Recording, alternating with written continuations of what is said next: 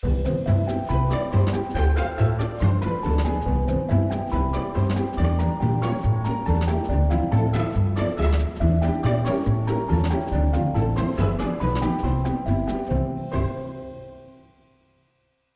came in her land down under. You better run. You better get a towel. Oh, yeah. Jill's back from New Zealand. I'm in the fucking States. Yeah, I'm in the States again. How was it, though? I mean, I saw pictures on Instagram and everything, but... Honestly, it wasn't that great. What do you mean? I was told that my Kiwi accent sounded more Australian. Wait, after you booked the entire trip just to work on your accent? Yes. Like, all of that money and time wasted.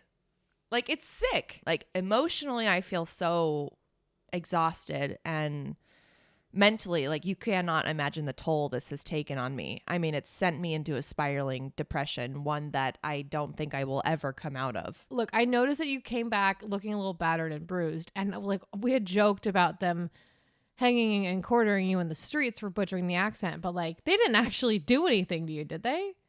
They threw pebbles at me. How big of pebbles? I don't know, like a quarter. They just, a couple pebbles, you know. It's just, I bruise really easily, so.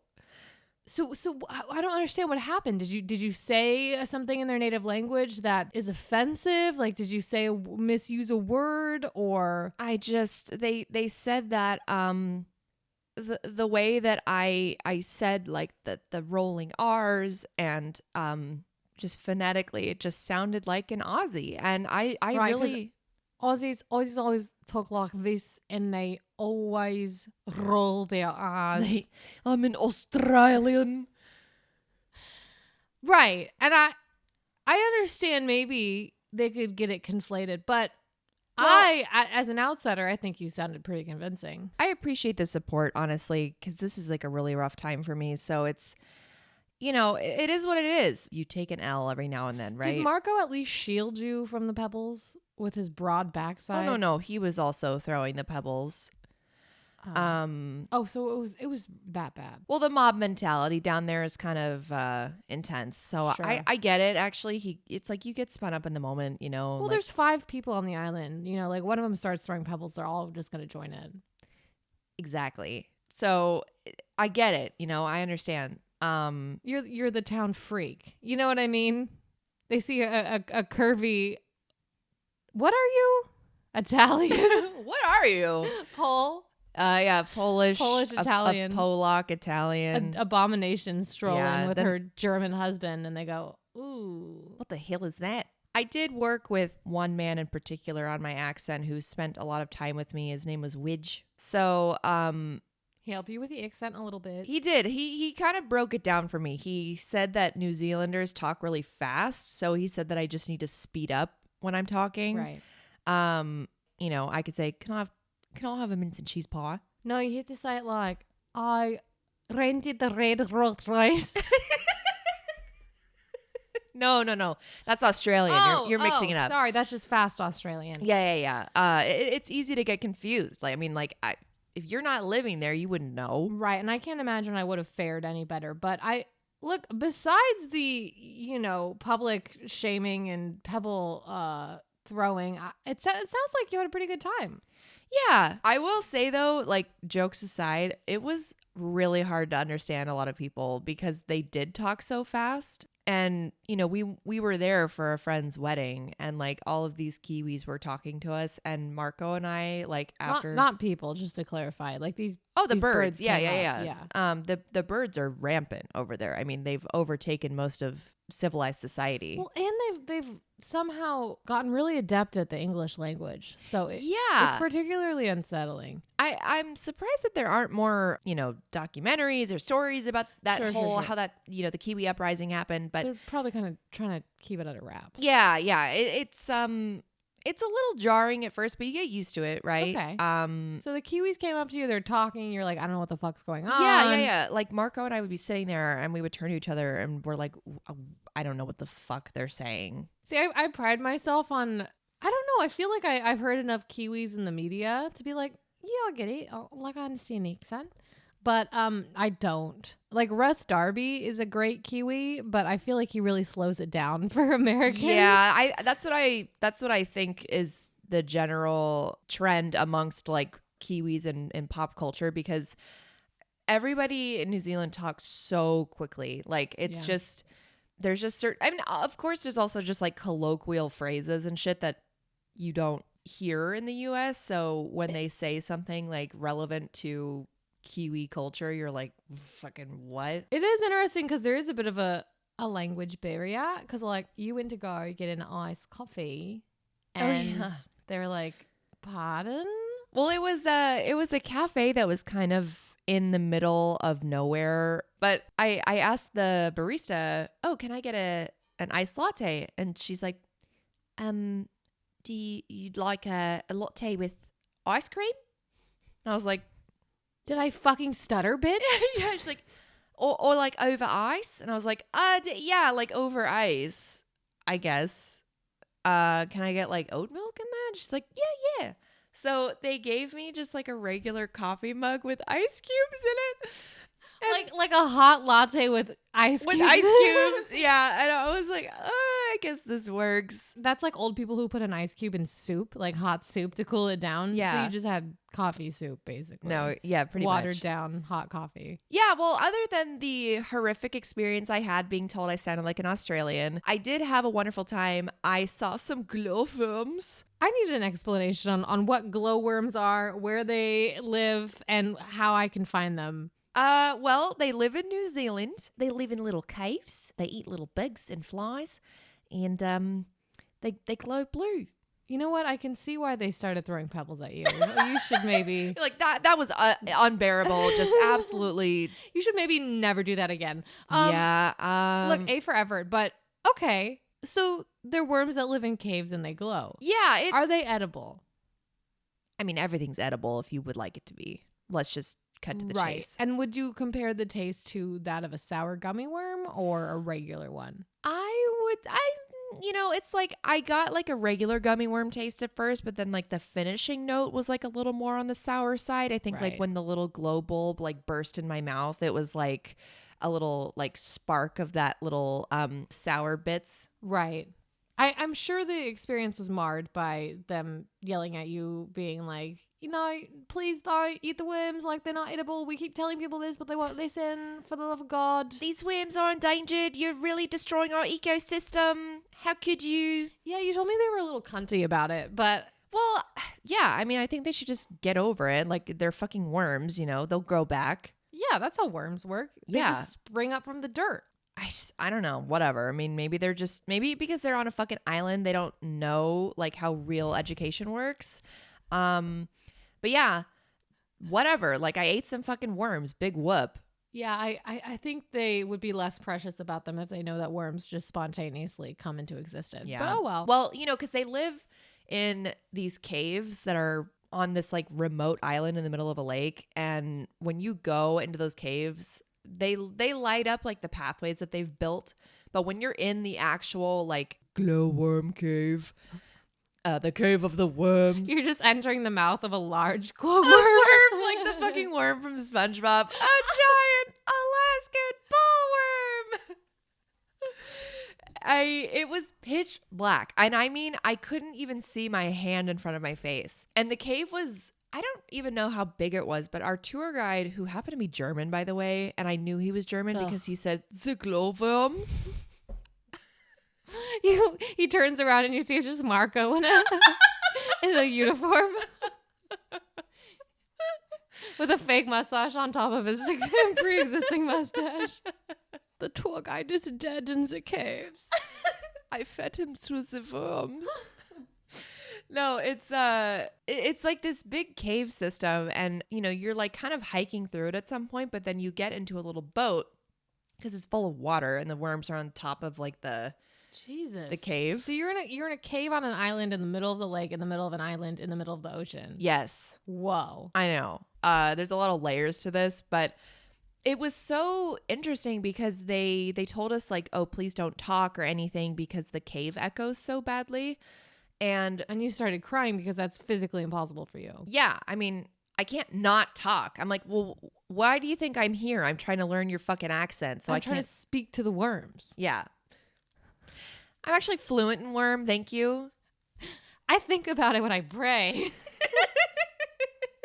I've been practicing. I got out of the boat and started doing the worm in the water and it was like drowning. This is what I manifested. This is what my dreams are trying to tell me. Well, so at one point in the cave, the tour guide like stops the boat, and if you just look up, you can see this like landscape of worms. Like, I mean, you don't see the worms, you just see the little glowy bulbs because it's so dark, but it looks like a night full of stars. Like, Jesus Christ. I need it's- pictures. Can you take pictures? no, you're not allowed to take photos, Fuck. which sucks butthole, but it's like this iridescent neon blue that's like lighting up this cave. And the tour guide stopped the boat because for the majority of it, you're like traveling through this little cave. He stops the boat. It's like pitch black. And he's like, now everyone open your mouths.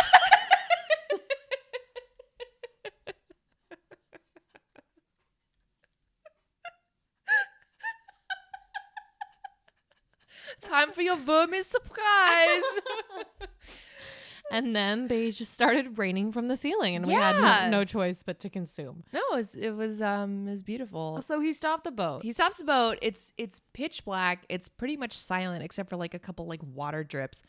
And then this woman in our little group, it was Marco and I, and then like maybe two other New Zealand tourists, and then a group of women from China, I think. And one of the women from the group of the Chinese women like starts humming. And but it was like a beautiful song. Like, I don't know what she was like humming, but it was like so soft and gentle. And the tour guide was like, can you shut the fuck up? You're disturbing the worms. The worm started dancing. Turned into a little worm rave.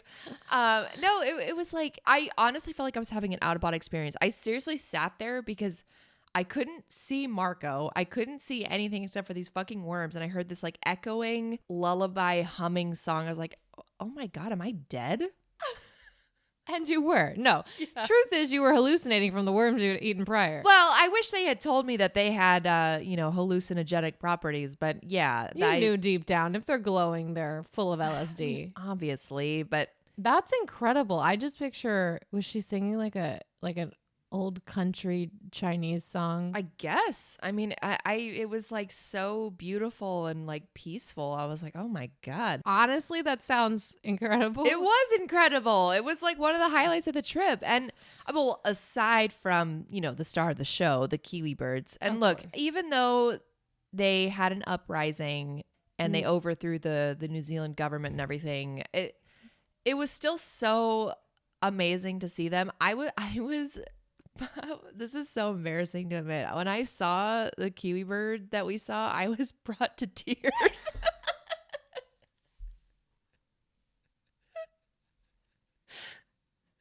I hate that I am admitting that, but it was just like, that's the most you thing you could have done. I though. know. It's so beautiful, Marco. Oh my God, this fucking kiwi bird. I just want to squish it. And I did. I squeezed its brains out. I would cry as well if I saw a kiwi in real life. I also have some great news to report, actually. Happy to report that New Zealand is pro foreskin. Wow, like as a national stance. Yeah. That they've... Yeah. How did you attain this information? Well, I spoke with some of the locals. I asked their opinion on some important matters, right? Right. Like what they thought of their new Kiwi overlords. And of course, You held out your phone like a reporter's mic and it's like, so are we for or against? the skins. And the unanimous consensus was they are for the skins. And I learned this because, we were hanging out with Marco's friend that was getting married and her soon-to-be husband. And he just whipped it out. Yeah, it was so nice of him. He did like a demonstration and of how he like pees with it and everything, which was nice because Marco didn't know how. Like this whole time he was kind of just struggling. So It's like the skin keeps falling over the hole and getting in the way. It sprays out like a Windex bottle. sometimes I tie it off like a Wasserballoon. How enlightening though. Like the Kiwis are so open and they're willing to just like show you how much they are for the skins. I know. Well, it's so funny because they were the guys that were there. They started talking about like, how do you pee with your foreskin, mate? That is Australian. I know. Don't you think I know that? God, why do you have to remind me? I'm sorry. I'll stop. I have limits, Lauren. I have limits. Okay. I'll stop. So he said, "How do you pee with your foreskin?" How do you pee with your foreskin? Yeah. And they were asking all the guys like, do you pull it back or do you leave it forward? In front of like everybody, by the way. Wait, in the wedding? No. This was like a little get together like a couple days before the wedding. The fucking the man of what the fuck is it called? The best man. Best man. The best man drunkenly goes up and snatches the mic from the maid of honor. He's like, "How do you guys feel about foreskins? If you taking a piss, do you pull the skin back, or do you just kind of let it spray out everywhere?" That's more or less how the conversation went, honestly. But And then it turned into a really fruitful discussion.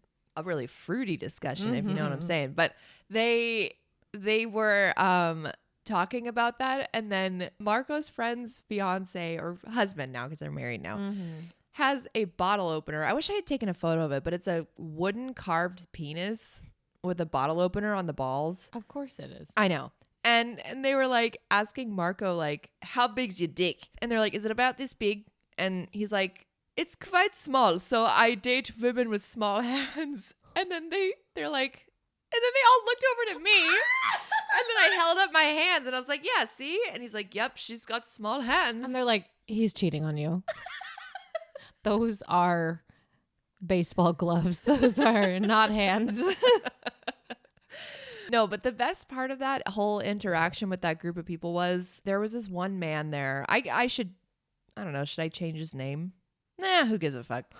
His name was Tim. And he was a little pissed, as they say, like drunk. And he leaves like for the night. And as soon as he leaves, there's like a moment of silence. And then they all turn to Marco and they're like, yeah, so Tim's going to want to see a dick, mate.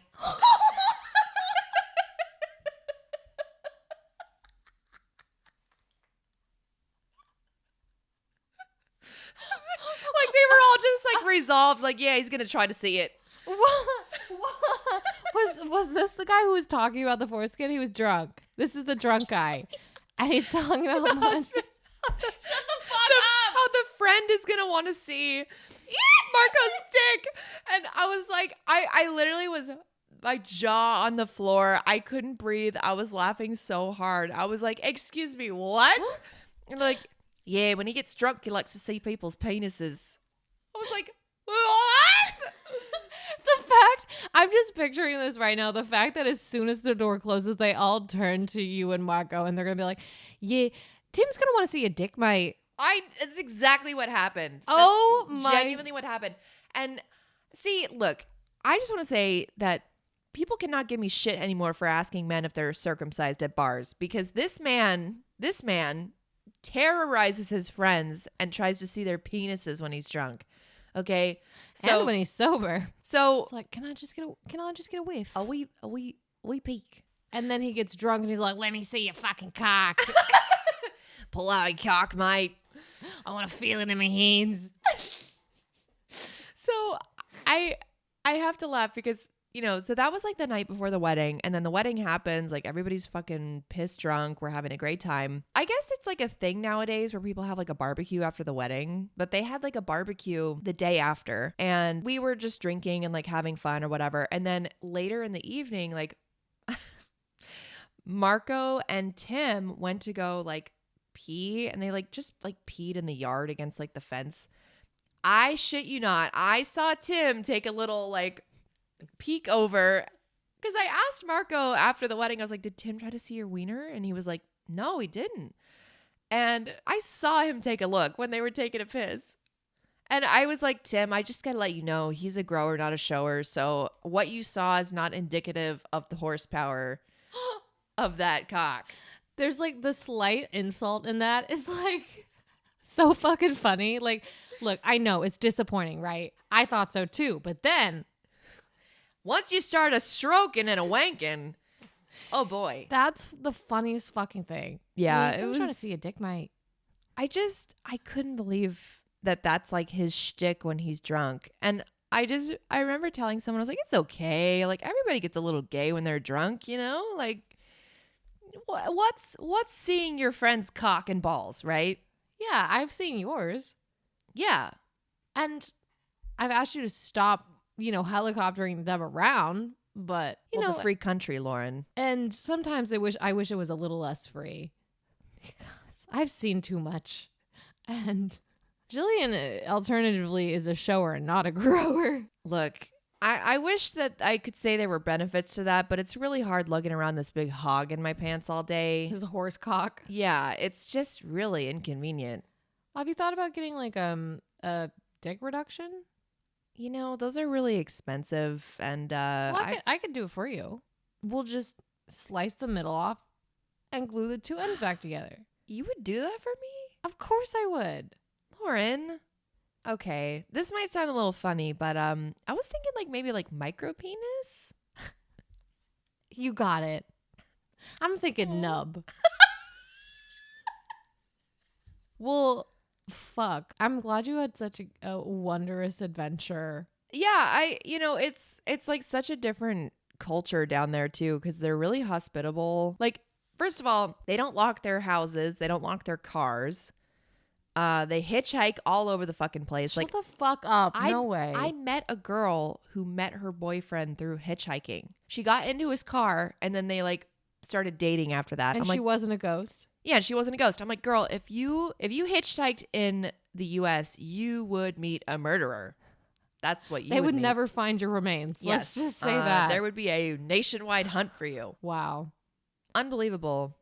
Man, to live in a bubble like that, I genuinely can't imagine. It's so funny though, because Copenhagen is the same way. Like, legitimately, moms will literally leave their babies out in their strollers in front of the coffee shop. What the fuck? And just go in with their friends. What the fuck? And everyone just trusts each other, so no one takes the kids. like it's a fucking dog that you're just like tying up with a leash. It happens when there's such a small group of people in such a homogenous community. Mhm. And it's so fucking funny to me. But in Iceland, I think there's literally an app that you can and should download that prevents you from accidentally dating your cousin or fucking your cousin.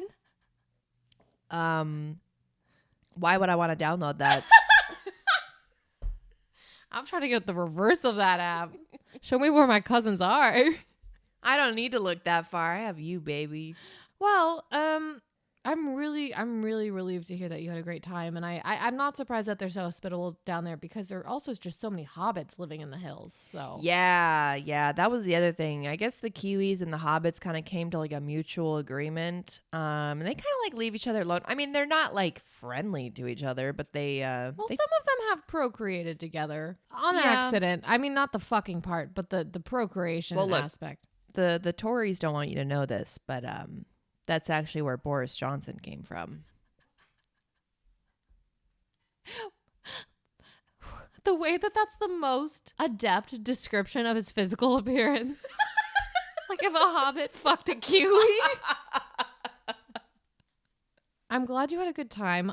We've been dealing with some personal family stuff that has been very difficult, unfortunately. So we needed today to like reconnect since I haven't seen you in like weeks. Yeah. Yeah, it's been quite some time. But I don't know. We've been going through a lot of bullshit. So on Friday evening, after a very long day of work, I was alone in the office dealing with all the tech stuff by myself for from 9 to 7. And then I was like, you know what? Fuck it. I'm going to go eat a vegan Western bacon cheeseburger and curly fries and get a Thai massage immediately after. And I was telling Jillian my plans for the evening. And we're both like, you know what? It's been a shit day and week. We just need to treat ourselves. And I went to the Thai massage place, and I don't know if you've been to a Thai massage place, but they will step on your back and use their knees and elbows to push into you and stretch you out. Like, she wrung me out like a towel. And the entire time I was like, I think I've made a mistake because I ate dinner, and then 30 minutes later, which hypothetically is enough time for your food to have digested or at least reach your stomach, right? But I was texting Jillian, and I was like, my dinner's going to squeeze out of me like someone rolling up a tube of toothpaste. Like, she's just going to work her way up my back. A full cheeseburger is going to come out of your mouth. And for all intents and purposes, that is what happened, because I came dangerously close to farting when she was stepping on my lower back and on my ass. Like, she kneaded my ass like a ball of dough. Oh, that's the best though. It was. But I was tensed up a little bit because I was like, please don't fart. Please don't fart. It's like when you're clenching your ass cheeks trying not to fart. She's like, you're really tense. Can you like relax your muscles? You're like, I physically should not. Trust me, you don't want that. Every time she needs. Either that, or like if I really just listen to her and fully relax my ass, I just imagine like a gust of wind blowing out from my cheeks. Like,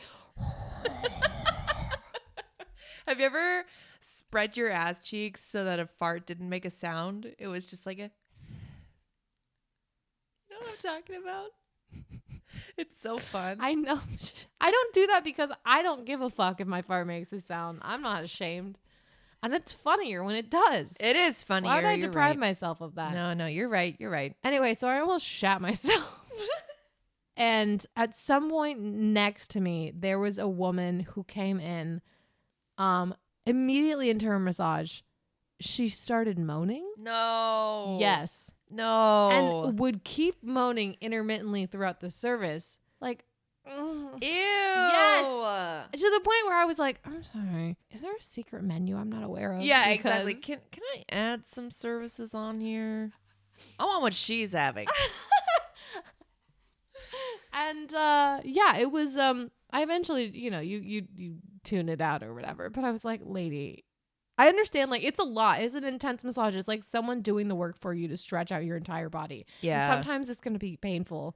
Like, she does the thing where she like revs you up and like twists your back and it cracks. She snaps your spine in half. I'm in a wheelchair right now. It's, she puts you in like a WWE like headlock. So cold. She body slammed me. She suspended herself from the curtains above and just like belly flopped onto my back. John Cena comes out. Dude, that the moaning thing happened when Marco and I got a couples massage. Like, he had never had a massage before, and he was like, because that man is, look, not to be like, stereotypical, but he has more knots than a pretzel. And I asked him afterwards, I was like, were you okay? And he's like, yeah, it's like one of those things that's like involuntary. Like, they're just like involuntary, bitch. You can't control your vocal cords anymore. Oh my God. I mean, sometimes you're gonna have a genuine response to like something being cracked, and you're like, oh. Yeah. Like, it's always funny to me. Like, maybe I'll laugh, but I'm not going to continue to be like, But yeah, I don't know. This is a bit that we were joking about yesterday, and it feels dark because, like, funerals aren't fun. But what if they were? And that's where we come in. We've been just talking about like grief and people passing and what we want our funerals to be like. And I know we've talked about this 1,000 times on the podcast, and I want to be stuffed, and on a mantle and put on a Harley. But we were like, why are funerals so sad? The word fun is literally right there in the beginning. And I had been watching some clips that have been recommended me of I Think You Should Leave, Tim Robinson show. And very much in that vein, I was talking to Jillian, and I was like, there needs to be a service where people are like, at Godo and Backos, we put the fun in funerals. Have you ever wanted to whack grandma in the face? Well, now you can. We can make her into a piñata. Candy not included. We do piñatas, taxidermy, bounce houses. Just a shot of the corpse being like bounced around the bouncy house.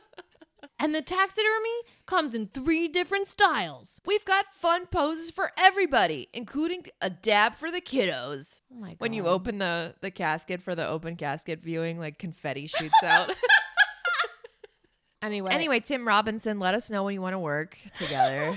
When you want to work, when you want to get off your fucking ass. When you get off your fucking ass and work, because no one wants to work these days. I think we brought him up because you sent me that one Tim Robinson TikTok clip. When you accidentally put a virus on your family's computer in 2001, it's like, I didn't do this. I'm not worried about it. I didn't fucking do anything. What did we say that our version of that was with Ryan Murphy? When we confront Ryan Murphy about disliking all of our podcast episodes. He's like, I didn't fucking do this. I'm not worried about it. I didn't rig shit. Because we do have like, someone has disliked 2 of our most recent YouTube videos, which I could give 2 shits about. But it is funny to think that there's like a conspiracy against us and someone is just committed to disliking every single one of our videos, and it's Ryan Murphy. No. It's every time Ryan Murphy is mentioned in our episodes, there's an automatic dislike. Oh fuck, we just screwed ourselves. It's a bot that he programmed. It like scours through the internet for like videos that mention him. I didn't rig shit. Well, Ryan, the joke's on you because this is going to make us say your name more. He's like Bloody Mary.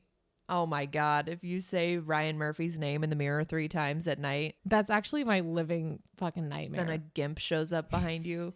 Yeah. So I don't know. If I pass away, I would like you to Weekend at Bernie's My Body, put on a little show for the celebration of life attendees because we're not trying to have a funeral anymore. Those days are done. Nobody's wearing black. No. We're just changing the pronunciation of the word. It's not funeral. It's funeral. You know, why don't we just leave off the second half of the word? Just call it a fun. Just fun. You know, I think death is obviously very sad and grief is shitty to have to go through, but on the end of it, it's like there's no reason you can't celebrate someone's life too. Just take into stock like what that person brought into the world, unless they're an absolute piece of garbage like myself. But hey, at least we have this. You know, if I die having contributed one thing, it's making my life terrible. Mediocre comedy. But I'm gonna shoot your body out from a cannon into the ocean. Why into the ocean? Shoot me like into a bonfire. I'm gonna shoot you to New Zealand and the Kiwis are gonna eat your body. Good, that's what I want. I'm gonna write that in my will. And if you don't accomplish it, I will haunt you for the rest of your life. You know, if someone really made a difference in your life, throw them a fucking funeral. You can have confetti shooting out of their coffin. And if you really, really want to, you know, put the cherry on top, metaphorically and literally, you can have like a spring-loaded cream pie that shoots out when you open up the thing. So like whoever does it first gets a big cream pie in the face. See, I love that. And that's the vibe that we're putting out into the ether this afternoon. And we're proud of our craft. You know, we were the first to do it and we might be the last, but hey, at least we tried. So I do want to end with a shout out to our new patron, Brian, who I happened to meet on Hinge, and he is the sweetest person, and I just want to give a shout out. And he immediately was like, yes, let me check out your atrocious podcast. I was like, please God, no, you don't know what you're getting yourself into. But he, you know, he's a fan, and he immediately became a patron, and that's real fucking commitment. So all you fucking slackers out there who've been listening for free, get your shit together. Give us money. Give us money. It's reparations, bitch. Period. Well, it was just International Women's Day, so yes, it fucking was. And if you're a man listening to this podcast, you know what you got to do. But shy of groveling at our feet, you can, and I haven't plugged this in a while, you can support us on Patreon. We just have like a $1 tier, so everything that we get on there goes straight into our production costs. You can also just tell your friends, rate us on Apple Podcasts and Spotify, and follow us on Instagram at Relatable Pod Show Yes. or Relatable Podcast Show. I don't know. Y'all can figure it out. I'm not going to hold your hand about it. If you're a real fan, you'll figure it out. But it's also in the description of our podcast episodes. So we just want to say we're incredibly grateful for you. And if you need us to throw you a fun roll, you know who to call. If you need some fun at your funeral, call your friends at Relatable. Emotional closure not included.